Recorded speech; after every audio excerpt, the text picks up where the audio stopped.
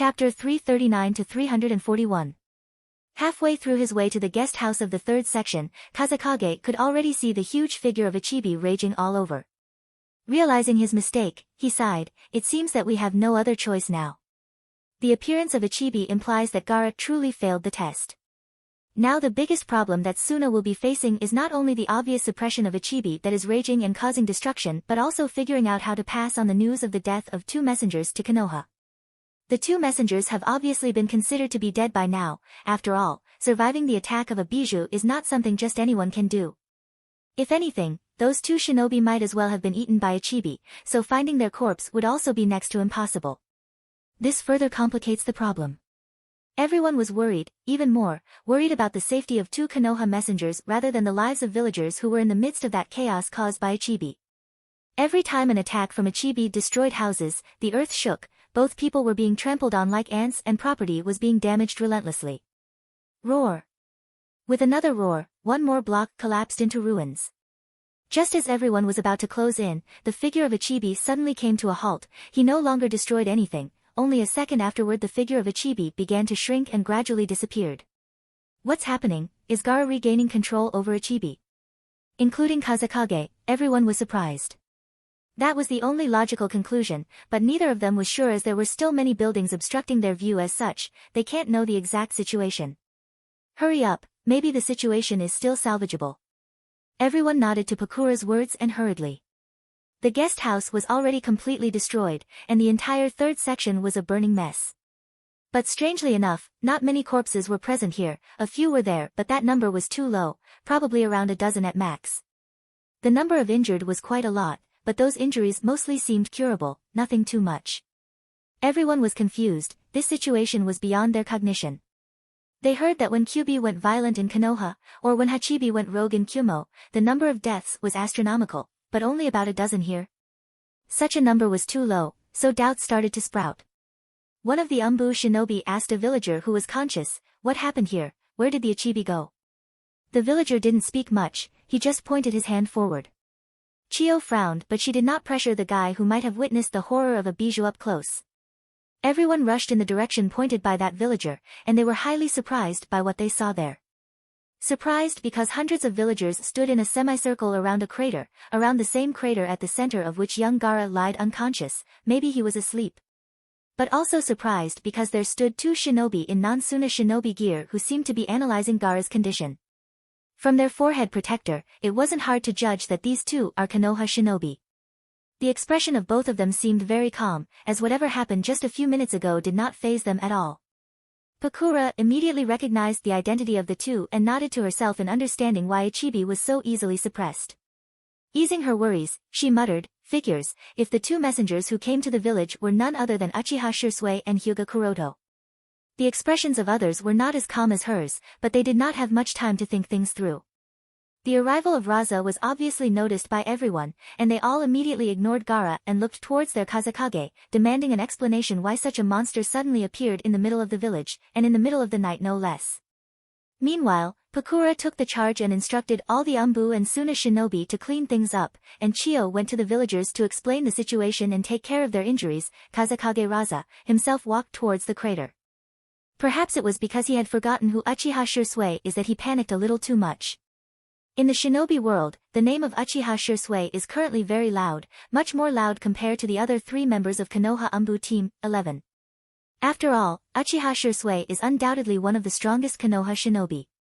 And that's why Raza too can understand what exactly happened here, and why exactly was Ichibi suppressed before it could cause too many losses to Suna. At the same time, he can't help but have a deep fear of Manjikyu Sharingan. Bijou and their Jinchuriki are the strategic weapons of various shinobi villages, and those same strategic weapons that are feared by everyone, including the host villages themselves, are nothing in the face of an Uchiha with Manjikyu Sharingan. Suppressing the uneasiness in his heart, Raza came over at the center of the crater and glanced at the figure of Gaara was lying unconscious. Only for a moment, his eyes lingered on the wound on Gaara's shoulder, then he turned towards Uchiha Shisui and Hyuga Kuroto who stood in silence. Kazekage Raza bowed and spoke, please forgive me for what happened tonight, I did not expect that the Jinchuriki would suddenly lose control and cause havoc. Shisui waved his hands to and fro with a flustered expression. No need to worry Kazekage-dano, a Kage must never bow his head to anyone, much less shinobi of some other village, we of Konoha perfectly understand the risks that come with a Jinchuriki. There is always a possibility that they will lose control and the bijou sealed inside will take over. Besides, Suna and Konoha are allies, so that's no big deal. We should be glad that nothing too serious happened. Kazekage nodded with a serious expression. Indeed, I am grateful for your understanding Shirsuidano, and despite this being a matter completely unrelated to the two of you, and despite not having any need, the two of you suppressed the Ichibi and saved many lives for my village. For that, Sunagakure will always be grateful of the two of you. Shisui shook his head. The lives of people were saved by Kuroto-san. I only suppressed Ichibi. The lives of people were saved by him, so if anyone that Kazekage Dano should be grateful to for saving the lives of the people of your village, then it is him, not me. Kazekage looked at Hyuga Kuroto with a surprised expression but bowed nonetheless.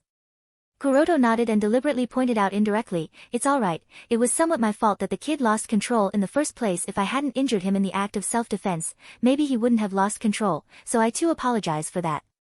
Initially, Kuroto wanted to use Ichibi to cause mayhem over the entire Suna, leaving extremely deep scars over the village, similar to what Obito did to Konoha using Kyubi, but considering the upcoming planned raid on Akatsuki, Kuroto decided not to. If Suna were to suffer here as seriously as Konoha did, and that too at such a time, then there's no telling what would be Iwagakure's move. The hostility between Suna and IWA is pretty clear, so the raid planned on Akatsuki might just get limited to Konoha and Kumo, and that would result in failure without a doubt. So instead of causing any large-scale loss of lives of the people of Sunagakure, Kuroto made sure that Ichibi causes a lot of damage to the property, making things more believable, and Suna still being grateful to the two. Besides, this way Kuroto and Shisui can play a hero in the hearts of a greater number of people. People who have faced death up close will always be more grateful to the ones who saved their lives in the face of death. Hearing Kuroto's words, Kazekage had an awkward expression. Kazekage expected this to be Uchiha Shirsui's work alone, but now it seems that Uchiha Shirsui only suppressed Ichibi with a genjutsu. Meanwhile, it was Hyuga Kuroto who did all of the work of saving the lives of the residents. At the same time, Kazekage's last bit of hesitation in regards to Gaara also disappeared when he looked at the state of the third section. Next, he instructed two Umbu shinobi to seal Gaara's chakra and put him in a prison cell. With that out of the way, Hyuga Kuroto and Uchiha Shirsui were led to another guest house, where they patiently waited for the Kazekage to take care of all the matters and then visit them. Kazekage Raza did not make Kuroto and Shirsui wait for too long, and soon after dealing with all the matters as well as passing on the instructions to Pakura as well as other elders, he came to the guest house. Thank you for waiting, Raza said. Kuroto and Shirsui nodded. It's alright, we are thankful that Kazekage Dano can make some time in his schedule. Kazekage nodded, and then questioned, so, I was informed that you both are here with Hokage Dano's message regarding the joint Chunin exams, is that right? Kuroto and Shirsui looked at each other, then Kuroto took out his scroll from his shinobi bag, and passed it on to Kazekage. This scroll enlists the details of the joint Chunin exam proposed by Hokage-sama. Raza nodded and took the scroll from Kuroto's hands. After making sure that the scroll was not rigged, he made a particular hand seal that lifted the seal on the scroll. Next, he unfolded the scroll and read the content. As he read through the content, Kazekage's face showed a mix of a lot of expressions, from his initial confusion to a serious expression, then to a surprise which soon turned into shock. Raza was most surprised by the news of the death of Hanzo of the Salamander. Why are other shinobi villages unwilling to provoke Amigakure? Obviously because of the existence of Hanzo, even if the man might have gotten old compared to his youth, but he still had enough name and fear that nobody wants to cause trouble in Amigakure if they don't have to. And now Kazekage is learning that Hanzo is dead for quite a few years, and dead at the hands of the leader of the Akatsuki organization. It is natural for him to be shocked. With a serious expression, Raza lifted his head, and asked the two, is the news true and verified? Kuroto and Shirsui nodded. The news is true and verified. For this reason, Hokage-sama has the following plans that are enlisted in the scroll. Please read them carefully. We must hurry as soon as we can, otherwise it will be too late. Kazekage nodded and continued reading the information. Because of the existence of Sasori, there is simply no possibility of reconciliation between Sunagakure and Akatsuki. For one, Sandame Kazekage was his sensei, assumed, so avenging his sensei's murder is necessary. As such, he must get rid of Sasori. After reading the entire information on the scroll, Raza destroyed it immediately, then spoke after some consideration. So aside from us and Konoha, only Kumo is in talks with in regards to the participation in the joint Chunin exams? So aside from us and Konoha, only Kyumo will be part of the raid on Akatsuki? Kuroto nodded. The reasons for not approaching Kirigakure and Iwagakure, as well as other shinobi villages for the joint Chunin exams, should have been described in the scroll. The reason why Kirigakure and Iwagakure as well as other shinobi villages are not to be approached should have been described in the scroll. Raza nodded. There was no further need to describe. He has already read that there are details of Akatsuki having some contacts with Iwagakure and Kirigakure, so neither of these two shinobi villages can be trusted for Hokage's plans. And is the matter of hiding like a mole technique true? Who is going to be the candidate? Is the information about spies true? Who is Sasori's spy in Suna? Unsure, but Hokage-sama hopes that one of the Jonin of Suna can do so. Answered Kuroto. Not exactly sure, but is one of the Jonin of your village. Kazekage nodded. I will think about it. I will check and confirm. Shursui said, please do not reveal the matter of hiding like a mole technique to anyone before the Chunin exams commence. We want to keep it a secret until the first round of Chunin exams is finished. Please do not reveal the matter of the spy until the raid on Akatsuki is over. We do not want to alert Akatsuki before that by any means. Kazekage thought about it and nodded. It seems reasonable, all right. Then Kazekage took out a scroll and after writing a response on the scroll he sealed it and passed it on to Kuroto. Pass on this scroll of Hokage Dano. We of the Suna agree to participate in the joint Chunin exams. For some further discussions I will personally meet Hokage Dano at the agreed time and place to discuss the specific action plan. Alright, we of Suna agree to participate in the raid against Akatsuki, and to discuss the specific action plan I will personally meet Hokage Dano. Next morning, Sunagakure. Inside a dark prison cell, a young kid sat in the shadows with his hands around his knees and his face buried between his legs. This kid is obviously Gaara, the youngest child of Yondaime Kazekage, the Jinchuriki of Ichibi. After his maternal uncle's failed assassination attempt and the poisonous words from him, Gaara fell into darkness and swore to live only for himself, to only love himself. It matters not if he was hated by the world for being a monster. If they think he is a monster then he will be the worst monster they could have ever imagined. When the two messengers from Konoha came to Sunagakure, Gaara once spotted them from afar. From the way they were being treated it seemed as if both of them are pretty important. And when Gaara wanted to destroy Sunagakure he thought to start with by killing the two important Konoha shinobi. This way even if he fails to destroy the village on his own, Konoha will obviously not forgive Suna. But unfortunately, his big plan stopped even before it began. His impenetrable sand armor was easily broken through by one of them while the other suppressed him using a mere genjutsu. What happened today made Gaara feel powerless and hopeless. With the utter defeat Gaara even lost the qualifications to be a monster that he is feared as. At the same time, he fell into confusion. He is unable to think anything, he can't understand why he was born. What is the purpose of his existence? If he doesn't have any qualification to be loved and also doesn't have the qualification to be hated, then why does he exist in the first place? Does it really matter whether he is alive or dead? Gaara can't think of anything, nothing matters to him anymore, life, death, love, hate, nothing. He felt empty within. It's as if his spiritual sustenance has already collapsed. If Gaara was in such turmoil then why did Ichibi not take over? 2 reasons. First, because Gaara's chakra is currently sealed, and until that seal is lifted nothing can be done, not even the Biju's chakra can be accessed. The second reason, Ichibi was obviously afraid of the Manjikyu Sharingan of the shinobi named Uchiha Shursui, so he dared not take over the boy's body and silently sat within while he also watched the boy's thoughts who seemed to be in deep thoughts pondering over the purpose of his existence. At this moment, the gate of the cell was opened and Kazekage Raza walked in. Nobody followed him, he wanted some time alone with the child. Gaara heard the sound of the cell opening but he did not bother to raise his head to see who has come, it didn't matter to him. Kazekage looked at Gaara, who was curled up in a dark corner. It seemed that the child had already blended with darkness, became part of the emptiness. Raza had a surge of various emotions on his face. For a moment there was a cold face, filled with killing intent to execute Gaara here and now, then at the next moment, there were traces of hesitation. Raza's responsibilities as the Kazekage were conflicting with his identity as Gaara's father. Gaara's loss of control over his emotions disappointed him, and the disappointment was only worse when he was casually suppressed by Uchiha Shursui alone. As the Kazekage, Raza knows that Suna can no longer afford Gaara's existence. Every time Gaara rampages it brings great losses to Suna. The only excuse he has been using to keep Gaara alive was his worth as a weapon, but that too seemed useless. It's time to finish this all. Raza suppressed his parental side for his duties of the Kazekage, for the sake of his village Gaara can no longer be allowed to live. With his expression turned into indifference, Raza asked Gaara, "Are there any last words that you have?" But Gaara was silent. He did not even bother to lift his head, nor did he care, or perhaps he did not even notice Raza's existence because his mind was clouded with emptiness.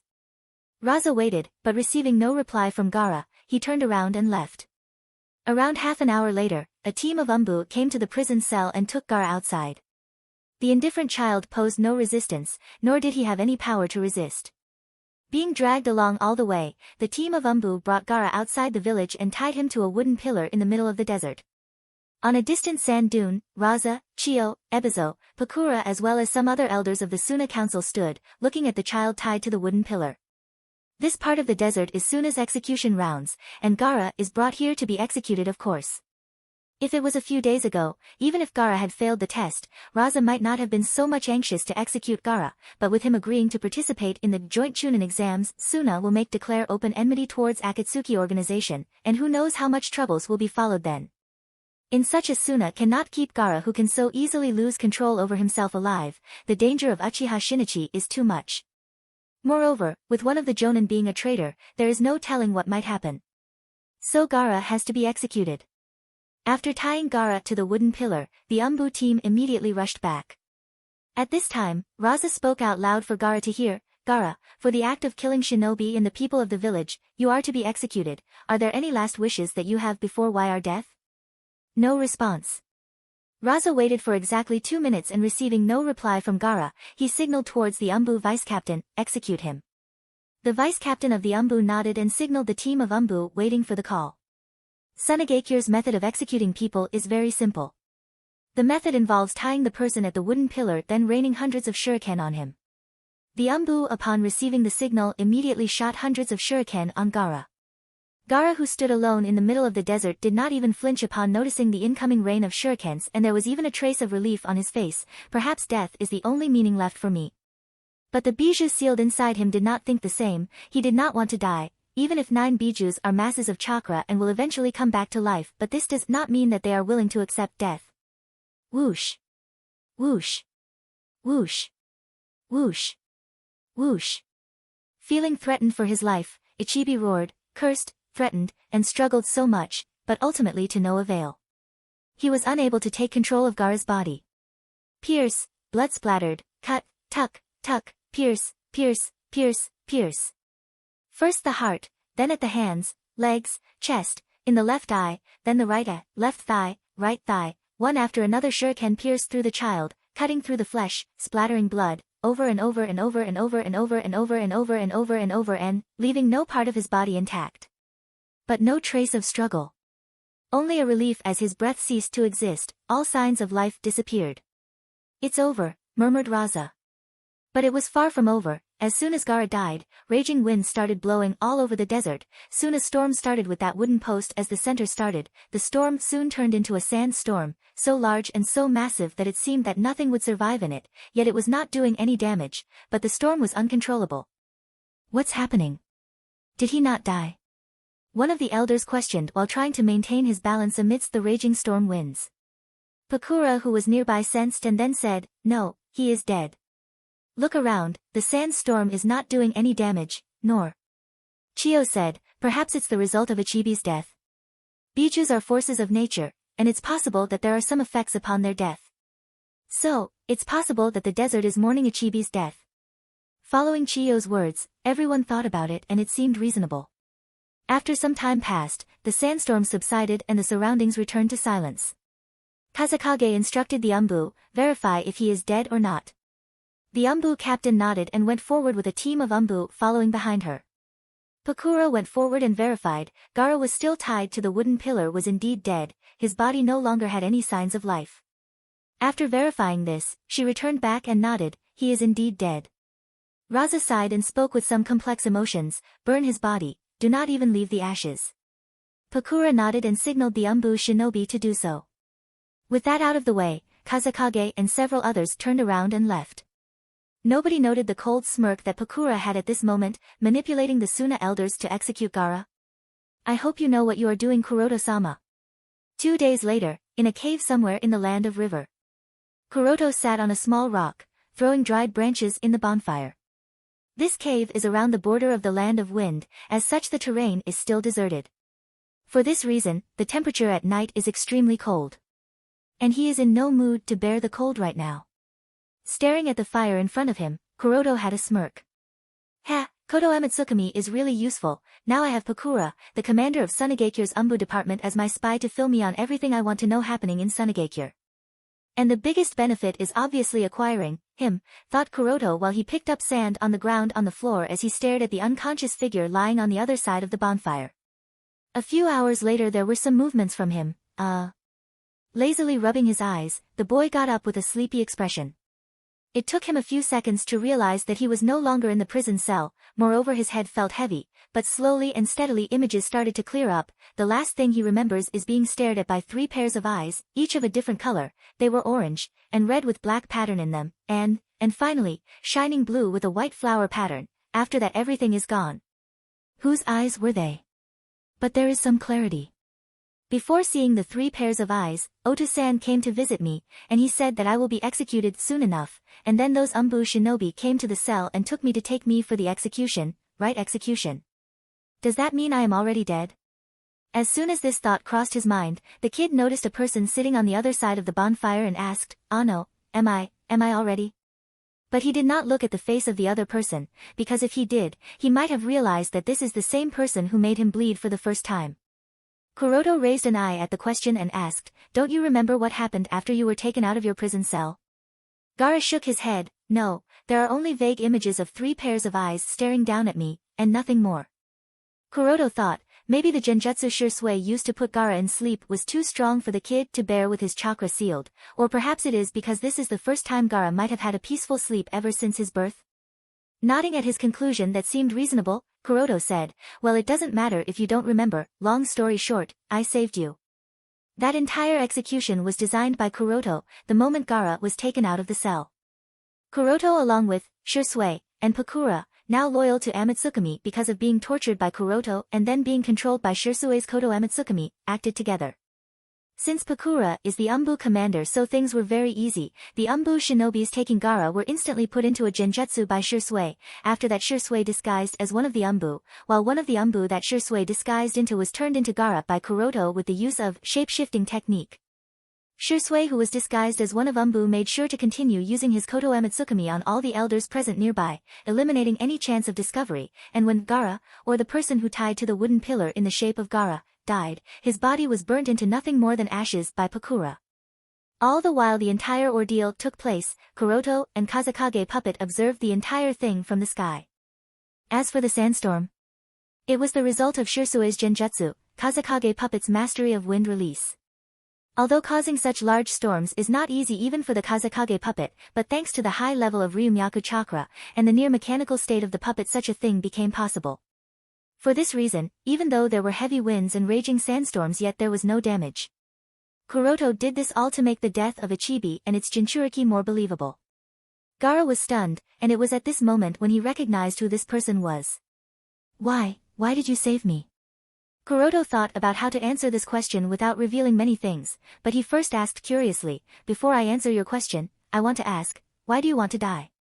Gaara was silent after hearing Kuroto's question. He did not know why, but for some reason he simply couldn't resist it anymore and started speaking. "My Oka-san hated me, she did not even want to give me birth. My Oto-san wants to kill me, my siblings don't like me, everyone in the village fears me, even Yashimaru said that he really hated me, said that my Oka-san named me from a phrase, a self-loving carnage, to reflect her undying hatred towards the village and the monster.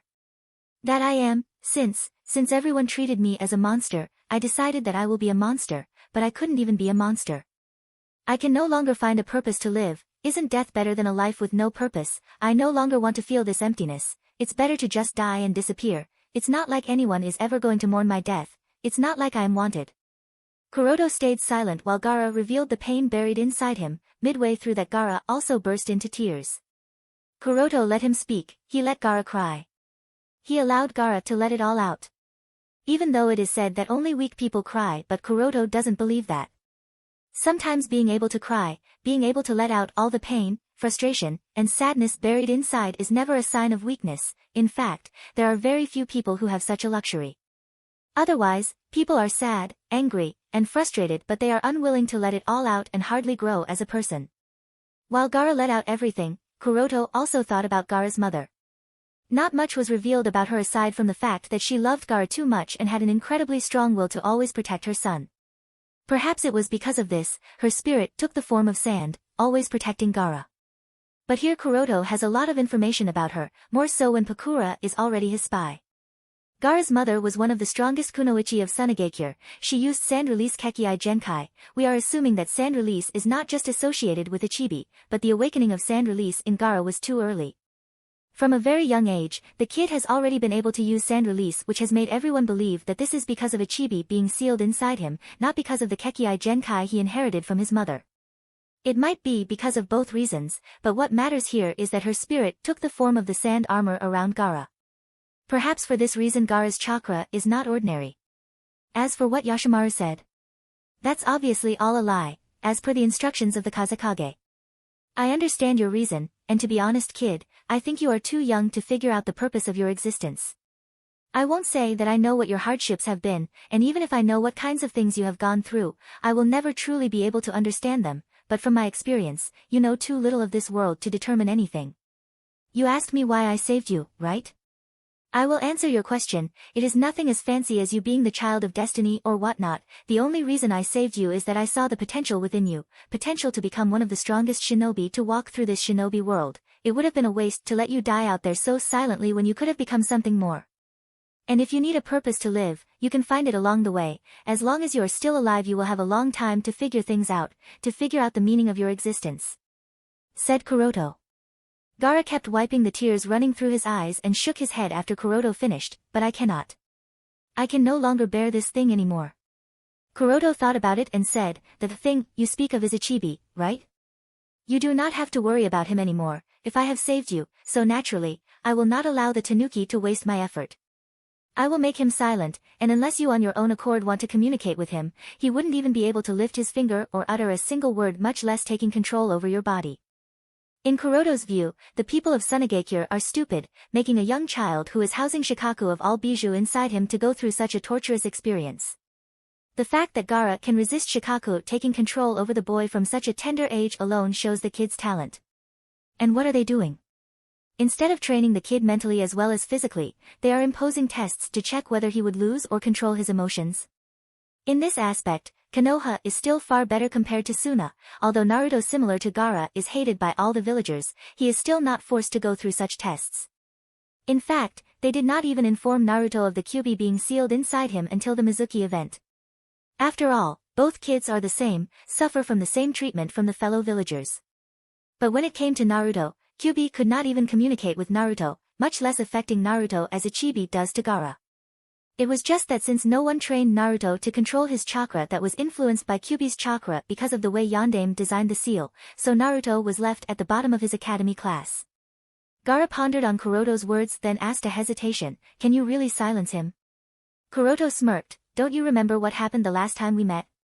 He wasn't able to do anything. Gaara recalled it, and indeed, Shikaku wasn't able to do anything on that night, but Gaara was still a bit doubtful. Kuroto sighed, he got up from his position and walked towards Gaara, then he lifted off the robe on Gaara's upper body. Next, he analyzed the existing seal. After doing so, he weaved the hand signs and placed his hand on Gaara's stomach.